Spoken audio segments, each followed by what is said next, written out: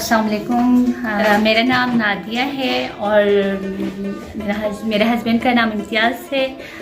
अच्छा, आज मेरे सैलून का ओपनिंग था।